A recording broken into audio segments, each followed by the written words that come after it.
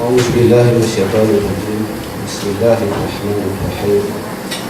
الحمد لله رب العالمين. نحمده ونستعينه ونستغفره ونصلي ونسلم على حبيبنا محمد صلى الله عليه وسلم وعلى آله وصحبه أجمعين. رب اشرح لي صدري ويسر لي أمري واحلل عقدة من لساني يفقهوا قولي. ربي يسر ولا تعسر يا كريم. اللهم افتح بيننا وبين قومنا بالحق وأنت خير الفاتحين. Alhamdulillah, tuan-tuan yang saya hormati sekalian, InsyaAllah kita akan sambung pengajian kitab Mustaqah Hadis kita di muka surat 419 ya, 419 yang membicarakan tentang bab ataupun tajuk berkaitan dengan wajib kita menjaga supaya tidak rosaknya iman dan Islam kita. Cuma saya nak bawa dulu terlebih dahulu satu hadis Rasulullah sallallahu alaihi wasallam di mana baginda bersabda berbunyi Rasul Amril Islam, Rasul Amril Islam wa amuduhus salah wa zirwatu salamihil jihad. Yang mana maksud daripada hadis tersebut, baginda bersabda bermaksud Rasul Amril Islam, kepala, asas, prinsip sesuatu benda itu adalah Islam, bermula dengan Islam. Wa amuduhus solah, dan tiangnya adalah solat. Wa zirwatu sanamihil jihad, dan puncak atau kemuncaknya adalah jihad. Maknanya daripada hadis yang dibawa oleh baginda Rasulullah sallallahu alaihi wasallam menjelaskan kepada kita bahawa asas kepada sesuatu perkara untuk kita lakukan dalam hidup kita ni sebagai seorang mukmin, sebagai seorang muslim, kita kena Islam. Bila kita hilang Islam, hilang iman dalam diri kita dah. Yang berbincang sebelum ni melalui rekod kita, perbuatan kita, niat kita semua tu, kalau hilang iman dan Islam tu, tak ada apa dah lah. Maknanya kita jadi sama je lah dengan orang kafir, orang bukan Islam. Tak ada beza, sama je. Baik. Cuma saya sikit lah berkaitan dengan kali itu kan kita dah habis dah bahagian yang ketiga ni, iaitu jatuhnya iman ataupun terbatalnya iman kita tu melalui perbuatan. Sebab ada sedikit persoalan yang duk tanya tu, dia tanya hukum kita meletak atau menggantungkan ayat suci Al-Quran ya. Sebenarnya tak ada masalah, harus kita nak gantung. Cuma yang bincang di sini haram, maknanya tidak harus. Haram sekiranya kita bawa masuk ataupun gantung dalam tandas lah. Tiba-tiba pergi letak doa baca tandas, doa masuk tandas tu dekat pintu tandas, itu masuk tandas kan, tak kena lah dalam tandas kita dalam tandas, itu tak kena lah. Sedangkan ia adalah ayat-ayat dia kata ayat Quran juga lah, tak? Walaupun kita sepenuhnya ayat Quran, so tak boleh, tak? Cuma kalau gantung kat rumah, nak gantung dalam kereta, kan kena jenis belakang kereta, la ilaha illallah, nak kata dia ni Islam, tak? Berpegang kepada akidah la ilaha illallah Muhammad Rasulullah, boleh, tak ada masalah. Cumanya jangan sampai kepada satu tahap kita merendah-rendahkan ataupun kita kadang kita tak sedar kita telah menghina, kita telah perkecil-kecilkan ayat tu ataupun perkataan tersebut. Tu je kita bimbang lah. Kereta cantik belakang lah la ilaha illallah, tiba-tiba langgar lampu merah. Kejar lampu merah dah, la ilaha illallah. Belakang tu cantik dah, nak pasang tu okey dah, dia pasang, dia letak tu supaya bila dia tengok belakang la ilaha illallah, tapi nampak lampu merah la ilaha illallah tu. Dan kita tak ada pecut. Maknanya jangan sampai pada tahap kita merendah-rendahkan ataupun mempercaya kalau saya langgar merah, saya buang kopiah sekejap lah, buang langgar merah, lepas tu pasang balik dah kopiah ni. Kau malu dah dengan pakaian kita dah, apa yang ada dekat kereta kita tu.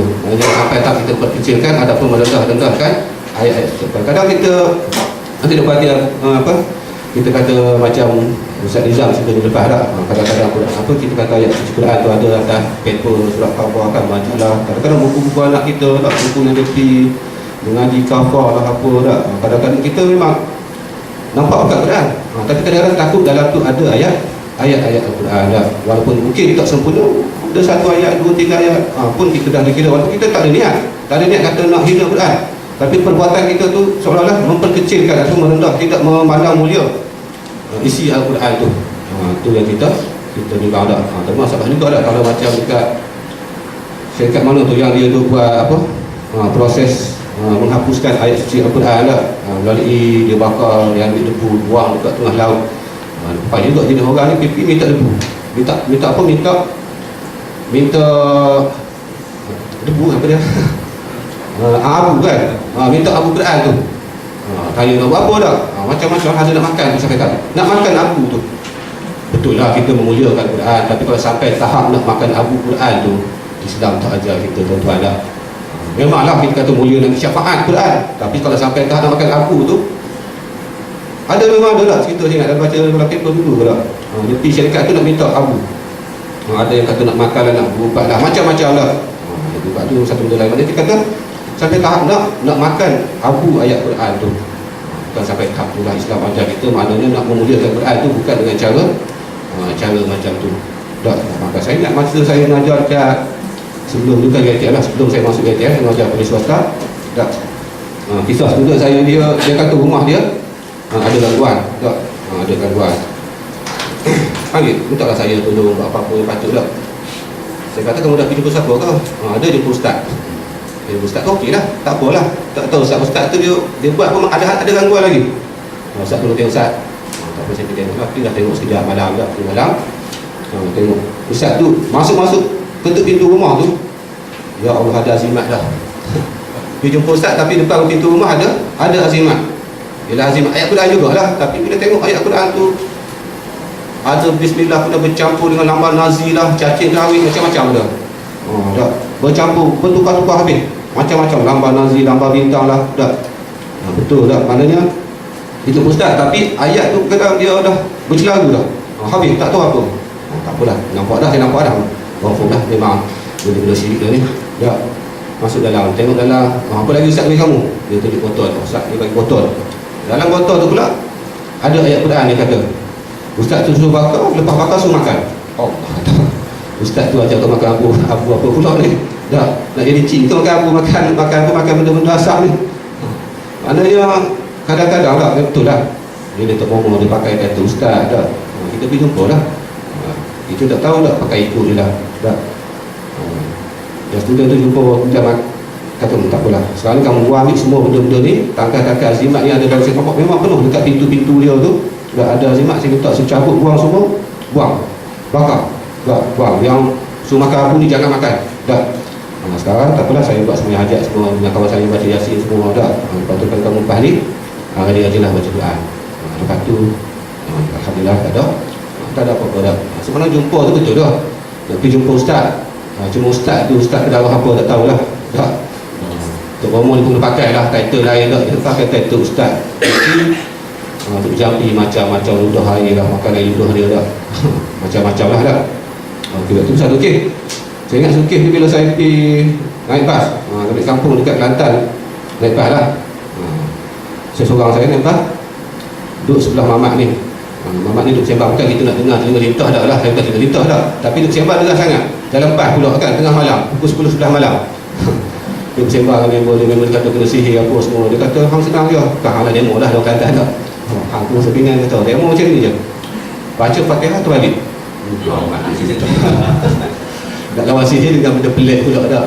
Baca Fatihah ikut terbalik, tak tahu terbalik ke terbalik, start dengan waladhdallin dulu kan, daripada tu belakang waladhdallin tu ikut satu-satu. Pak pening pada baca balik ikut huruf-huruf tu kan. Tapi kalau ayat-ayat tu mungkin senang sikit.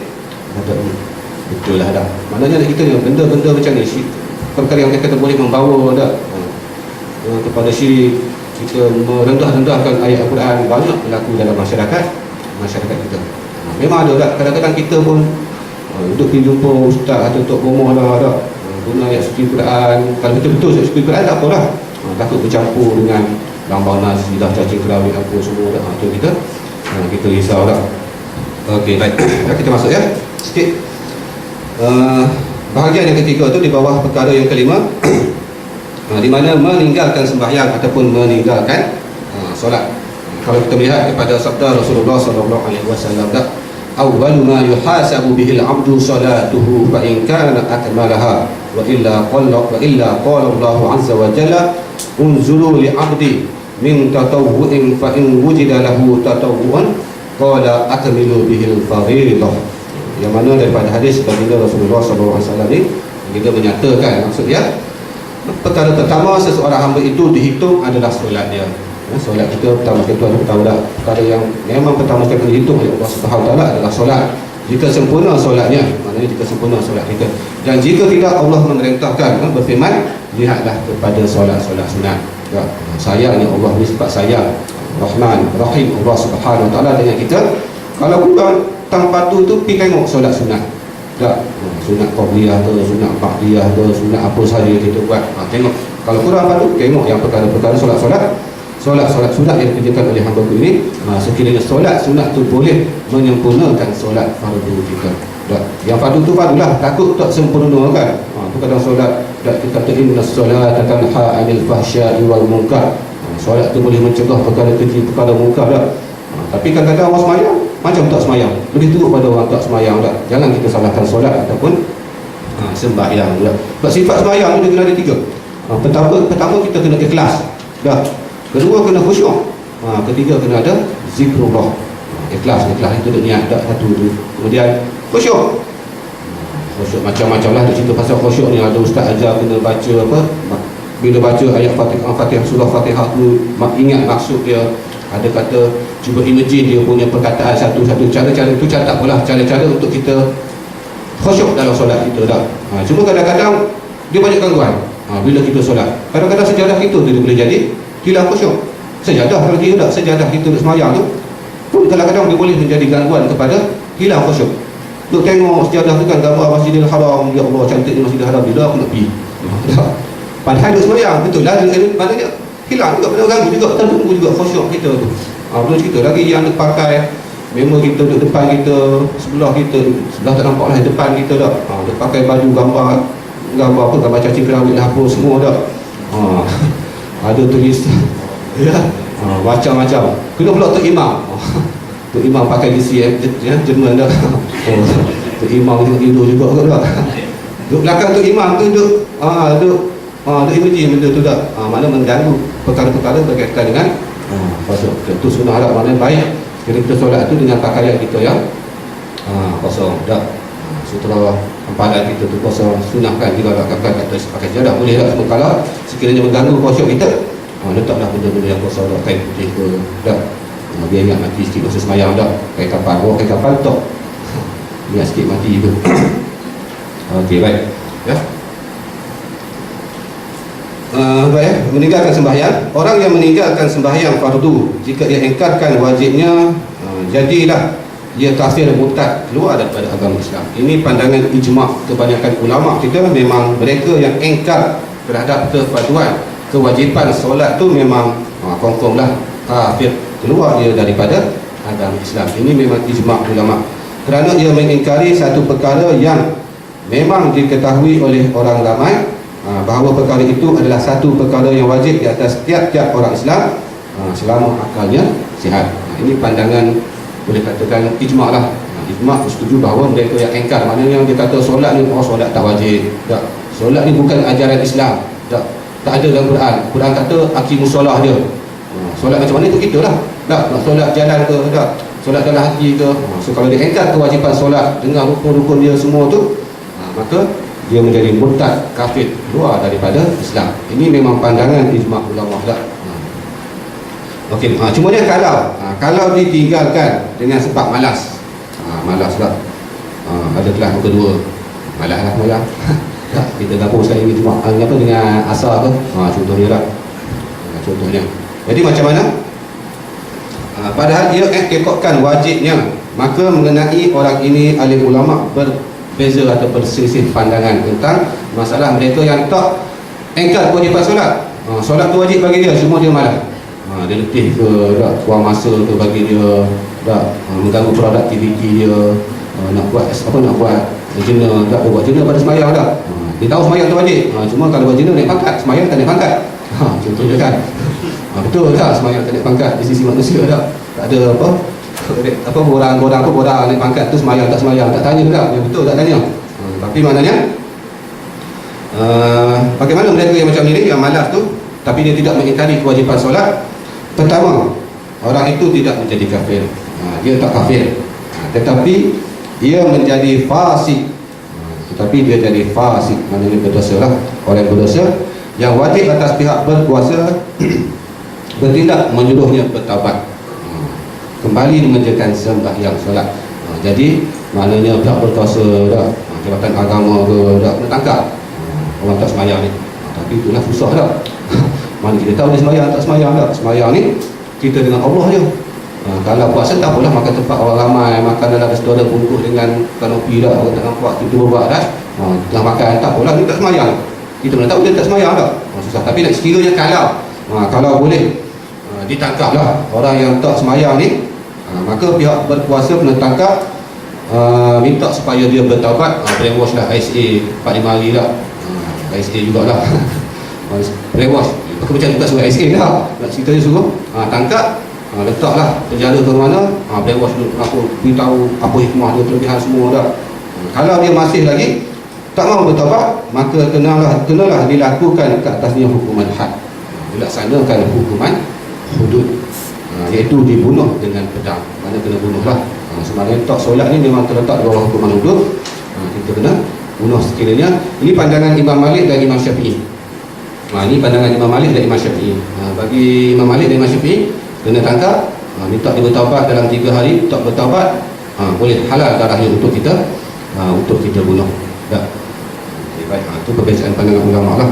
Ya. Kemudian kedua, kalau ikut pandangan Imam Ahmad Ibn Hanbal, mazhab Hanbali, orang itu jadi kafir sama dengan keadaan orang yang mengingkari wajibnya, pun sama juga, dan hendaklah dilaksanakan hukuman bunuh.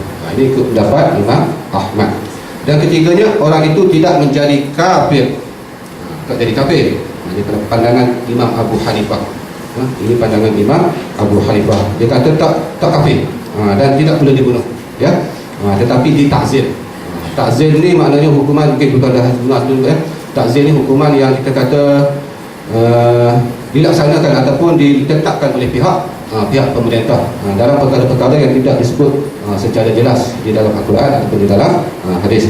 Jadi kalau ikut Imam Abu Hanifah, dia kata kena takzir. Takzir macam mana? Dengan dipenjarakan sehingga ia mengerjakan sembahyang. Kena penjara. Tak mas lagi, tak mas sembahyang, lagi tu dah penjara 3 tahun 4 tahun dah. Itu kalau betul-betul lah dia tangkap orang sembahyang ni, dah lah orang isap dadah lagi tak, ni dah dadah lagi, mencuri lagi, jenuh tak nak settle benda ni tak. Tapi itu mana pandangan ataupun perbezaan pandangan ulama dalam kita kata hukuman, sepada hukuman hudud ke hukuman had kepada yang tak solat ataupun penjara. Itu perbezaan pandangan lah. Tetapi bukan kita kata hukuman hudud ni ciptaan ahli-ahli fiqh, tak, bukan ciptaan Imam Syafi'i, bukan ciptaan Imam Ahmad Ibn Hanbal, tak. Sebab orang tu juga hukuman hudud ni ciptaan ahli-ahli fiqh kita, tak. Ini bukan ciptaan ahli fiqh, tetapi memang ada sandaran, maknanya macam Imam Syafi'i kenapa kena bunuh, dia ada sandaran hadis, dia ada sandaran kita kata Quran tak. Cuma yang perbezaan dalam memahami maksud Quran, maksud hadis tu. Itu kena buka belah lain lah. Kenapa ulama-ulama kita berbeza pandangan tak. Macam isu sekarang ni, nak pergi haji ke nak mengundi. Dr. Asri kata pilihan raya masa haji itu satu kesalahan. Mufti Pahang kata haji lagi wajib, mengundi tak wajib. Berbeza pandangan tak. Bukan masa satu ulama satu betul tak. Sebenarnya kita tak payah buat lah, tu je. Tak settle masalah. Tapi ceritanya perbezaan pandangan tu memang kita tak boleh elak lah. Kenapa Imam Syafi'i pandangan dia kena bunuh, Imam Abu Hanifah kena penjara je, tak. Semua tu memang berlandaskan kepada nas Quran dan hadis. Ada. Tapi saya tak cerita lah apa pandangan Imam Syafi'i yang berlandaskan kepada Quran. Tapi ada, memang ada tak. Cuma perbezaan pandangan dalam mereka memahami maksud-maksud tu. Itu mungkin buat satu seminar lah kot. Tak. Kenapa ulama kata fiqh semua ni berbeza pandangan dalam perkara-perkara berkaitan dengan hukum-hukum agama. Tapi pada cabang lah, tapi pada asas prinsip tu semuanya tidak berbeza pandangan. Okay, boleh ya? Okey, baik, itu disebut dah. Ketiga-tiga pendapat yang tersebut serta alasan-alasannya diterangkan oleh Imam Nawawi dalam Syarah Muslim mengenai hadis Jabir yang menyatakan keburukan orang yang meninggalkan sembahyang sebagaimana yang termaklum. Jadi hadis hadis Jabir ni ada tak?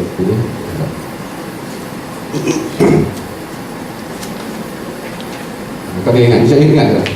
Hadis Ibnu Jabir ni. Ibnu Jabir apa hadis dia?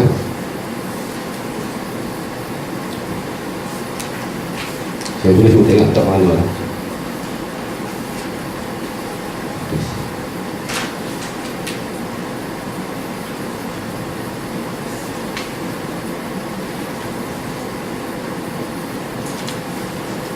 Tak apalah, semua saya ingat dia punya maksud lah ya. Dia punya apa, matan hadis saya ingat semua maksud, kata maksud je lah. Maksud hadis tu dia menyebut daripada hadis yang dikatakan oleh Imam Nawawi ni berdasarkan Syarah Muslim, di mana hadis tersebut menjelaskan beza al-farqu baina rajul wa syirku wal saya dengar. Tak apalah, maknanya beza antara seorang lelaki yang syirik, yang kufur, tarikus solat. Beza dia adalah mereka yang meninggalkan solat. Okey, itu hadis lebih kurang lah hadis yang dikatakan apa, hadis yang menyebut tentang disebut oleh Imam Nawawi itu dalam syarah Muslim, mana keburukan orang meninggalkan, mana tak ada beza. Kita antara orang musyrik, orang kafir itu tak ada beza. Itu kita baru hukuman. Kalau ayat Quran ni daripada surah Muttasil, a'udzubillahi minasyaitonirrajim, fi jannatin yatasaalun 'anil mujrimin ma salakakum fi saqar qalu lam nakum minal musallin. Maksud dia, mereka ditempatkan di dalam syurga yang penuh nikmat. Mereka tertanya-tanya. Ini cerita orang yang masuk syurga lah. Yang min tahtihal anhar, di bawahnya mengalir sungai-sungai dah. Sungai itu pula boleh minum, rasa madu dah, rasa susu, macam-macam lah. Cuma tu gambaran, kita kata apa, imajinasi yang diberikan oleh Allah Subhanahu Wa Taala kepada kita kan. Rupa syurga tu macam mana? Kalau Allah cerita direct, katakanlah contoh Allah cerita direct, syurga ni macam ni, yang betul-betul ada dalam syurga tu, kita tak tahu apa lah. Apa dia, Quran cerita tak faham. Tidak ada dalam ilmu kita. Tapi Allah cerita dalam Quran tu dengan apa yang kita boleh imajinasi. Kita tengok kalau berada dalam tempat tu, di bawah dia mengalir sungai kan. Rumah kita depan tu sungai. Contohnya tak, syok kan. Ada yang tujuan pula. Kemudian sungai tu air dia manis macam madu. Allah kata tak, rasa dia boleh minum. So Allah imajinasi, ceritakan dalam Quran tu supaya kita boleh imajinasi dengan apa yang ada di atas alam ni. Tapi tak samalah. Cuma supaya kita faham, begitulah nikmat dia syurga kan. So kita boleh nampak, kita boleh berimajinasi. Sebab kita suka berimajinasi kan, manusia ni. Yang pocong lah, imajinasi pocong tu ikat kain kapan tak. Langsung mengilai tengah malam, Pontianak isap darah orang. Tu imajinasi kita semua tak. Kita berimajinasi melalui filem. Kita pun tengok ajar anak kita, ni pocong ni dah. Tengok cerita makan pocong, ni pocong dah. Tengok cerita Pontianak, ni Pontianak. Semua nak kita kenal pula hantu-hantu dah, jenis-jenis hantu. Sebenarnya bukan macam tu malam tak, macam mana. Tapi kita ni kerana kita ni nak berimajinasi. Jadi Allah cerita dalam Quran tu supaya kita boleh imajinasi macam mana rupa syurga ni, keadaan dia macam mana. So diceritakan Quran tu supaya kita boleh nampak, kita boleh faham tak.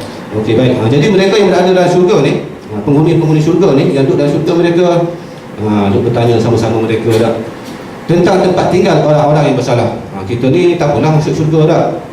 InsyaAllah kita doakan supaya kita masuk syurga tak. Masuk syurga. Yang orang-orang yang bersalah tak, yang tak syurga macam mana rupa dia tak. Mereka duk tanyalah tak. Walaupun dah dapat nikmat semua, tapi duk tanya juga mana macam mana rupa dia orang.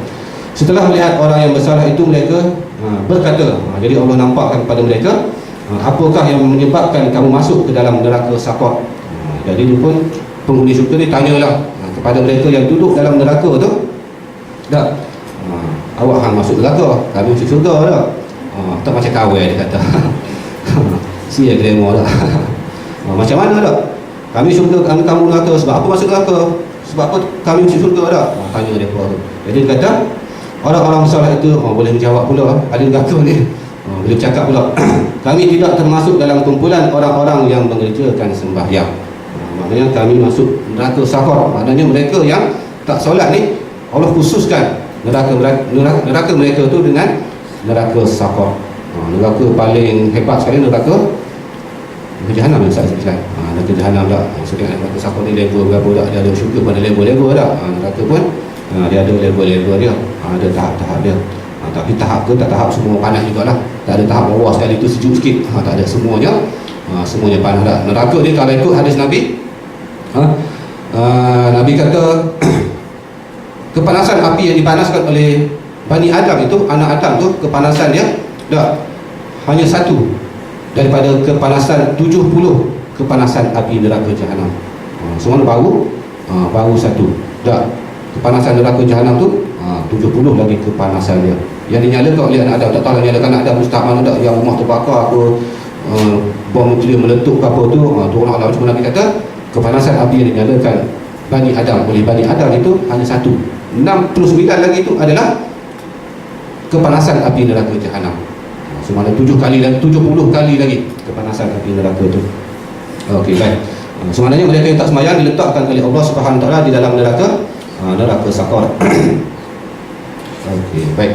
Itu baru cerita pasal hukum anda. Belum kita cerita pasal kita kata seksaan-seksaan yang menanti mereka-mereka yang tidak menunaikan solat. Kalau ikut beberapa riwayat hadis, ada 15 seksaan yang menunggu mereka yang tidak menunaikan solat. Dia ada 6 masa mereka berada di dunia. 6 ni Allah dah tunjuk dah semasa mereka ni berada di atas dunia. Pertamanya yang dikatakan apa seksaan Allah timpakan kepada mereka yang tidak menunaikan solat semasa atas dunia ni. Pertama sekali, umur kita tu tak berkat. Umur tu ialah umur panjang, 60 tahun, 70 tahun, tapi umur sia-sia lah. Tak ada keberkatan kepada umur tu. Kemudian keduanya, tak nampak tanda-tanda soleh. Nampak seiklan, nampak soleh kan. Tak nampak. Tapi tak tahu dah, saya pun tak nampak dah macam mana. Tak mungkin adalah orang yang ada kata kelebihan dah, sifat kasyaf bagi dia nampak nur ataupun tanda iman bagi orang yang tak semayang ni tapi nampaklah orang yang tak semayang ni hilang nur ataupun tanda soleh pada wajah dia. Kemudian ketiganya, tiada pahala bagi amalan yang dilakukannya. Amalan-amalan yang dilakukan, amalan-amalan lain tidak diberikan pahala oleh Allah Subhanahu Wa Taala. Kemudian keempat, doa dia tidak dimakbulkan oleh Allah Taala. Berdoa tapi tak semayang. Berdoa tapi biasa kalau tak semayang tak berdoa dah. Betul dah, doa tak makbul dah. Sebenarnya doa tak makbul dah, dibenci. Kelimanya dibenci oleh makhluk-makhluk Allah yang lain. Tak kira lah anjing ke kucing ke berjalan tepi dia, anjing menyalak dia, lalu dia menyalak dah. Ingatkan kita rasa rupanya sebab kita tak semayang dah. Wallahualam, kita tahu lah macam mana dah. Tapi mungkinlah kalau kita boleh faham bahasa binatang tu, oi tak semayang dah. Anjing tu berjalan tapi dia kata oi tak semayang. Jenuh kita dah, confirm semayang dah. Lalu je depan orang, kucing menyau, tak semayang dah. Tapi sebab tak faham bahasa binatang dah, payah. Tapi nak cerita ni maknanya makhluk-makhluk lain tu memang dia benci kita. Tumbuh-tumbuhan lah, jenuh kita dah. Tu kata kalau lah kita boleh faham bahasa binatang, bahasa tumbuh-tumbuhan yang bertasbih tu, memang confirm lah kita beriman dah. Tak ada yang tak beriman. Duk berjalan dah, tapi kelas berjalan tapi tak semayang dah. Rupuk kata-kata dah. Susah itu dah. Payah. Okey, baik. Kemudian keenam, kita ni orang yang tak solat tu, dia tidak mendapat bahagian daripada doa orang-orang yang soleh. Orang untuk imam berdoa dah, Allahumma fil muslimina wal muslimat wal mu'minina wal mu'minat, itu tak ada bahagian untuk dia. Share dia tak ada. Tak dapat kat dia. Tak. Ialah malah kita kata untuk imam tu 5 kali sehari semalam tu berdoa dah, kita ni doa untuk kita dah supaya diampunkan dosa-dosa kita. Tapi sebab dia tak semayang, tak dapatlah share doa tu. Dosa-dosa dia pun tak terampun lah. Okey, kemudian 3 semasa berlakunya kita kata nazak, kematian dah. Semasa berlakunya kematian, pertama dia akan mati dalam keadaan yang hina. Cuma mati dalam keadaan hina ni macam mana? Allah Alam dah. Mati dalam keadaan yang sama ada Allah tarik nyawa dia dengan teruk ke dah. Mati macam mana? Tu Allah nak kata mati kena bom ke macam atas tuya tu, Allah Alam dah. Kita tak tahu dah. Mati macam mana, mati dalam keadaan yang hina. Tapi kita tak mahu kan mati kena bom dah. Ustaz Nizam kena bom. Orang pun imajinasi, awak kena bom dah. Ada pinjalong ke? Ya, orang akan mula bermain lah kan. Kenapa kena bom dah? Orang akan buat persepsi sendiri. Mati dekat hotel, mati dekat disko dah. Padahal kita pergi disko tu nak berdakwah contohnya dah. Dah, tiba-tiba orang tarik yang kita kat situ. So memanglah kita kata tak ada apa dah, tapi kita tengok persepsi masyarakat. Dia akan mula dia pun main-main di kepala dia kan, kenapa dah mati kat disco, mati kat tempat kita yang kita kurang elok kan. Itu kalau memang kita berdoa supaya Allah mengakhtim lana ya Allah husnul khatimah kan, sudah kalah dah akhirkan hidup kita ni dengan akhir yang baik kan. Sekurang-kurangnya dah tak boleh dah semayang, dekat rumah pun tak apa dah. Kalau nak dah semayang dah, tengah sujud ke, tengah rokok tak bangun-bangun dah, sujud tak bangun-bangun, alhamdulillah lah. Dah orang tengok mati dalam sujud dah. Balik semayang Jumaat accident meninggal ke contohnya dah. Seronok juga kan dia mati lepas semayang. Kena pula itu puasa contohnya, puasa ni tak nikmatnya mati dalam keadaan kita tengah buat ibadat. Okey, baik. Kemudian kedua, mati dalam keadaan yang lapar lah ya. Itu seksa semasa kita nak mati. Mati dalam keadaan yang sangat-sangat lapar. Itulah orang kadang orang sakit tak, tengok orang sakit dia tak makan, dia tak minum dah. Itu apa mungkin pernah berhadapan dengan orang yang pun nak mati kan. Memang tak makan, tak minum, tak lalu kan sebab nak mati dah. Tapi orang yang tak sembahyang ni memang cukup-cukup lapar. Dan ketiganya dia dahaga. Sampai kalau kita bagi, kalau ikut hadis tu bagi habis seluruh air lautan ni pun dia nak lagi. Kamu tak mati minta Coca-Cola lah, Pepsi, Mountain Dew, jenuh dah. Dia minta benda tu lagi. Dah. Tapi ceritanya orang yang tak solat ni memang akan mati dalam keadaan yang dahaga. Kemudian yang ketiga, seksaan semasa di dalam alam kubur. Pertama, kuburnya disempitkan oleh Allah Subhanahu Wa Taala. Allah sempitkan kuburnya. Bila kubur kita tu 6 kali 7 ke 6 kali 6. Berapa tu? Tak. Bila dia lahat tu memanglah sempit dah. Tapi Allah sempitkan bagi mereka yang tak solat. Kemudian kedua, di dalam kubur tu Allah berikan, maknanya Allah seksakan dia dengan seumpama kita kata kita macam bulan puasa dah, kita pergi apa, tengok-tengok ada yang golek kan, kita pula kalau kambing tak barbecue tu, macam tu lah dah Allah balik-balikkan kita di dalam bara api. Waktu tak apalah kan yang golek tu dia kita kata kepanasan, bukan kepanasan api, kepanasan bara pula jauh kan. Jadi kita dibalik-balikkan macam tu. Macam yang golek tu macam Allah alam lah, cocok macam tu Allah alam lah. Tapi dibalik-balikkan, disebut dibalik-balikkan kita tu supaya merasa kepanasan api tu secara berdua kan. Dia jadi macam ayam golek kan, kambing golek tu. Kata dulu duk makan sangat, tak semayang, rasa macam mana ayam golek kena golek dah, baru kita tahu. Okey, baik. Kemudian ketiganya, di dalam kubur tu ular lah. Sebenarnya ular tu apa dia? Ular besar yang akan menyeksa dia dah. Akan seksa dia mayat itu sampailah kiamat dah. Kalau dia tak semayang subuh dah, dari isyak sampailah ke zuhur, tak semayang zuhur daripada zuhur sampai ke asar. Kalau tak semayang 5 waktu memang sampai kiamat dah. Diseksa oleh ular tersebut. Itu semasa mereka yang tak solat ni berada di dalam kubur. Okay. Kemudian keempatnya, semasa di alam kiamat, alam akhirat, peristiwa hari kiamat, pertamanya malaikat yang ditugaskan untuk menyeret mereka ni masuk ke dalam neraka. Malaikat akan seret. Mungkin kalau orang lain dia tarik dia dah, mungkin ada yang dokong pun alam lah dah. Tapi maknanya bagi mereka tak solat ni diseret. Malaikat menyeret mereka tu masuk ke dalam neraka. Daripada pada mahsyar tu diseret ke dalam api neraka. Seret ni dahsyat kata tak? Seret bukan kita tolak tak seret kan. Seret tu macam kita tarik kambing ke lembu yang lepas sembelih, tarik seret dia kan, malah nak angkat berat sangat, seret. Tak apalah kalau dekat, kalau neraka tu jauh tak. Okey, kemudian yang kedua, Allah melihat mereka ni dengan rupa yang penuh kemurkaan. Muka yang penuh, muka kalau benci tak apa ni murka. Cukup murka kan. Melihat wajah mereka dengan rupa yang cukup murka. Dan ketiganya, Allah akan menghisap mereka dengan penuh rasa berat hati. Berat hati, cukup berat dah. Dan terus mencampakkan mereka ke dalam neraka. Dah. Kata tadi hadis tadi tu, malam pertama yang dihisap oleh Allah adalah solat. Itu seksaan. Tak, hukuman tu satu. Tu seksaan dah. Kalau dia hukuman tu dia bila laksanakan hukuman tu kena penjara, dia bertabat, tu masalah lain. Cerita kalau dia mati dalam keadaan tidak bertabat. So seksaan ni menanti mereka kan. Menanti. Okey, baik. Okey, baik. Perkara yang telah diterangkan ya, kalau ada tuan buku tu dia tinggal dia Perkara-perkara yang telah diterangkan satu persatu di atas itu adalah sebahagian daripada misal-misal yang disebutkan oleh alim ulama bahawa orang yang melakukannya menjadi murtad. So maknanya atas-atas itu cerita sebelum ni dah tak menyediakan sembahyang, yang apa perbuatan kita sujud pada manusia lain dah. Semua tu mana dah sujud pada orang lain tak boleh. Hatta Nabi Muhammad pun melarang manusia daripada sujud kepada baginda dah. Sebenarnya benda-benda itu semua tu akan boleh membawa kita menjadi murtad. Itu dah setakat menindas.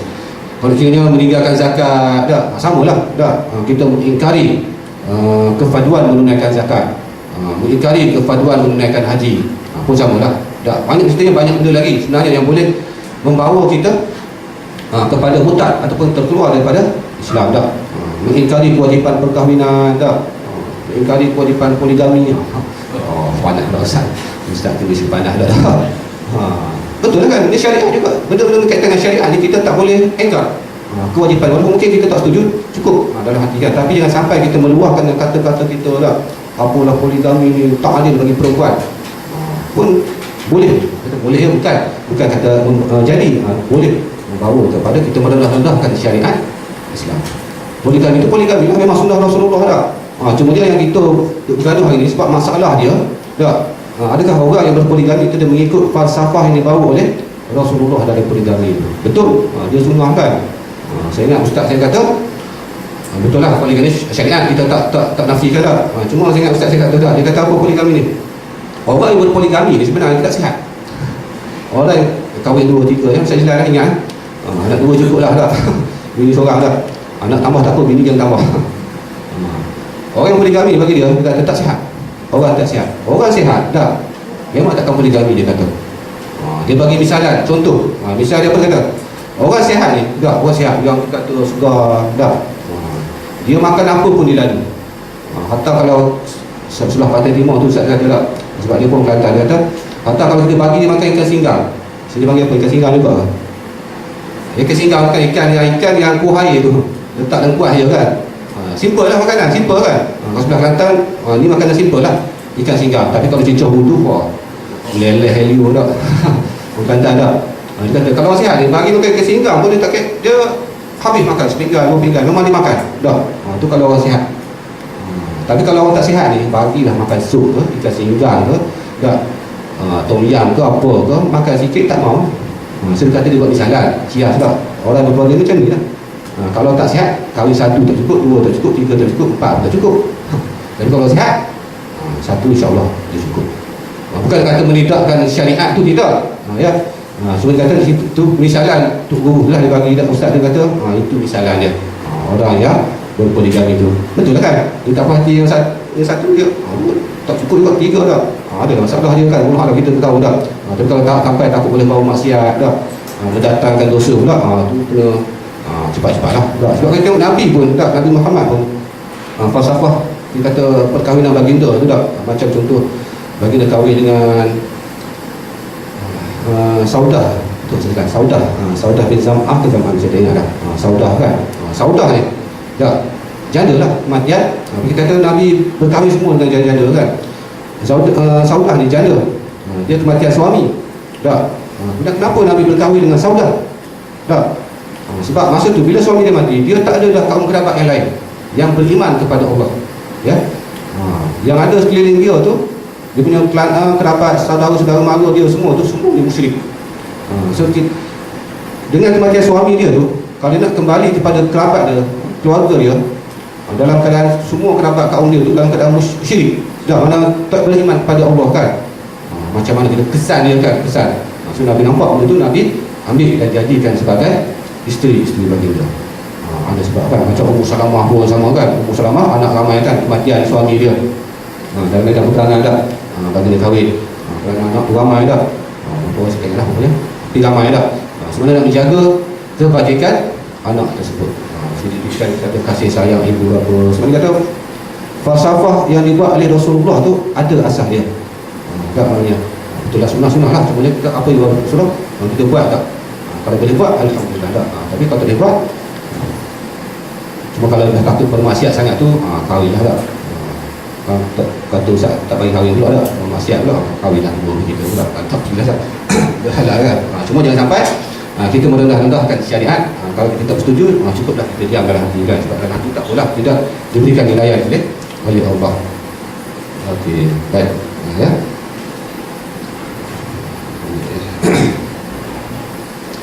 Baik, okey, mereka meletakkan hukum yang tersebut dengan berdasarkan ayat 40 surah Yusuf.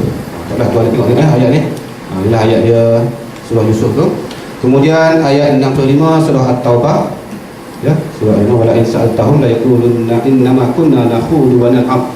Qul abillahi wa ayatihi wa rasulih kuntum tastahzi'un. Dan jika kau bertanya kepada mereka tentang ajakan-ajakan itu, tentulah mereka akan menjawab, sesungguhnya kami hanyalah berbual dan main-main.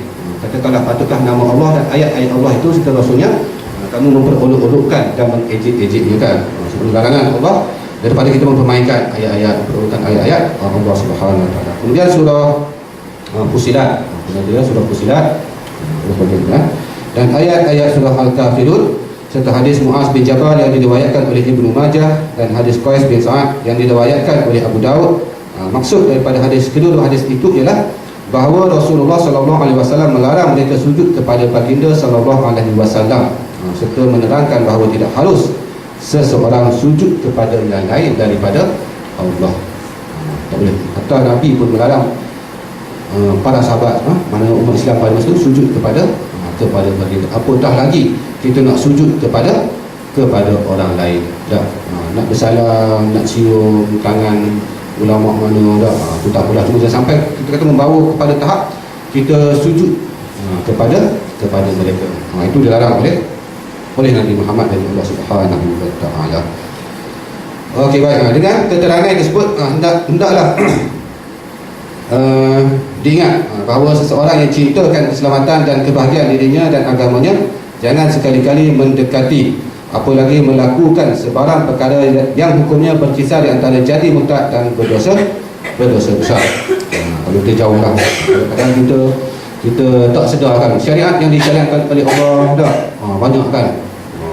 Semayang kita boleh jalan, semayang jamak, semayang qasar lah, puasa, apa sajalah perkara yang memang syariat daripada syariat Allah dah. Jangan sampai kita merendah-rendahkan ataupun memperkecilkan. Kalau kita bimbang, kita tak ada ilmu awal untuk bercakap, berbincang, berbahas dah. Kalau kita risau atau silap cakap, tak apalah, kita duduk senyap saja dah. Biarlah mereka berbicara tentang masalah tu kan, yang lebih alim, yang lebih faham dah, lebih fakih dalam perkara-perkara berkaitan dengan syariat. Syariat agama ya. Okey. Baik, semoga Allah selamatkan kita dengan taufik dan hidayah ya. Semoga kita kata kita dijauhkan oleh Allah daripada sifat-sifat. Itu kalau kita ada doa maksud. Tuan-tuan pun mungkin pernah baca doa maksud dah, petang-petang lepas asar, lepas subuh dah. Antara ada doa dia kan, doa melindungi kita daripada perbuatan syirik. Betul, kita tak menyembah berhala, kita tak menyembah patung tokoh apa, kita tak jumpa tak apa, tapi takut. Kita kata perbuatan kita tak sedar kan, kita tak merendahkan syariat, merendahkan ayat-ayat suci Al-Quran. Kita berdoalah kepada Allah. Doa maksudnya ni, Allahumma inna na'udzubika min an nusyrika bika syai'an na'lamu wa nastaghfiruka lima na'lamu. Allahumma inni na'udzubika minal kufri wal faqr wa a'udzubika min azabil qabr la ilaha illa anta. Doa maksud. Tuan buka maksud kan ada. Baca dah lepas asar dah, lepas subuh. Doa maksud tuan kata ya. Okey, yang ke-9 cara masuk Islam ni. Kalau saya nak pergi lagi cara masuk Islam ni, sebelum nak bab ni. Cukup kan? Soalan. Segala yang baik itu datangnya daripada Allah Subhanahu wa taala. Maknanya baik betul-betul datang daripada Allah. Semoga memberikan manfaat kepada kita semua dan kita dapat bahagian daripada doa orang-orang yang soleh dah. Dan kita mendapat rahmat dan berkat daripada Allah. Dan kita mati segala syariat dan perintah daripada Allah Subhanahu wa taala. Wallahu a'lam wa billahi taufiq hidayah. Assalamualaikum warahmatullahi wabarakatuh.